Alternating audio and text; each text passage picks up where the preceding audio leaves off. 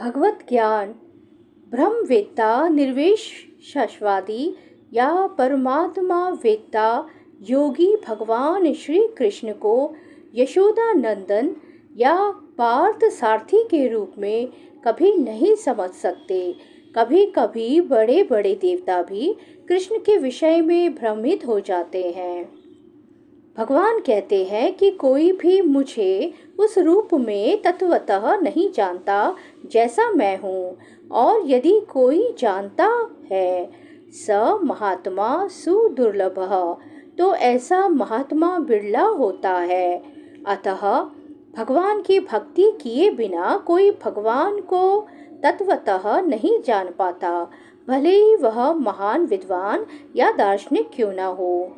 केवल शुद्ध भक्त ही कृष्ण के अचिंत्य गुणों को सब कारणों के कारण रूप में, उनकी सर्वशक्तिमत्ता तथा ऐश्वर्य, उनकी संपत्ति, यश, बल, सौंदर्य, ज्ञान तथा वैराग्य के विषय में कुछ कुछ जान सकता है, क्योंकि कृष्ण अपने भक्तों पर दयालु होते हैं। ब्रह्म साक्षात्कार की वे पराकाष्ठा है और केवल भक्तगण ही उन्हें तत्वतः जान सकते हैं। ऐतव भक्ति रसामृत सिंधु में कहा गया है, कुंठित इंद्रियों के द्वारा कृष्ण को तत्वतः नहीं समझा जा सकता, किंतु भक्तों द्वारा की गई अपनी दिव्य सेवा से प्रसन्न होकर वे भक्तों को आत्म तत्व प्रकाशित करते हैं।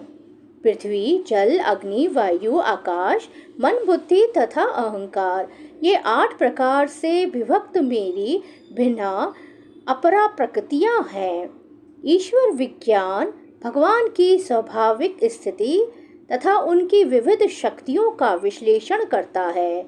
भगवान के विभिन्न पुरुष अवतारों विस्तारों की शक्ति को प्रकृति कहा जाता है। सृष्टि के लिए भगवान कृष्ण का स्वांश 3 विष्णुओं का रूप धारण करता है। पहले महाविष्णु है, जो संपूर्ण भौतिक शक्ति महत्व तत्व को उत्पन्न करते हैं। द्वितीय गर्भोदकशायी विष्णु है, जो समस्त ब्रह्मांडों में प्रविष्ट होकर उनमें विविधता उत्पन्न करते हैं। तृतीय क्षीरोदशायी विष्णु है, जो समस्त ब्रह्मांडों में सर्वव्यापी परमात्मा के रूप में फैले हुए हैं और परमात्मा कहलाते हैं। वे प्रत्येक परमाणु तक के भीतर उपस्थित हैं।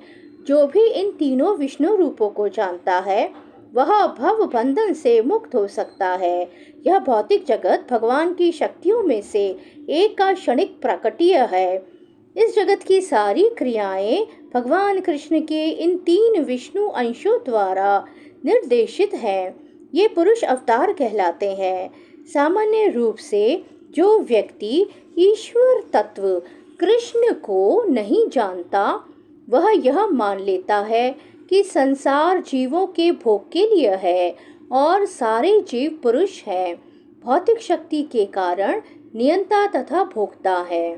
भगवत गीता के अनुसार यह नास्तिक निष्कर्ष झूठा है।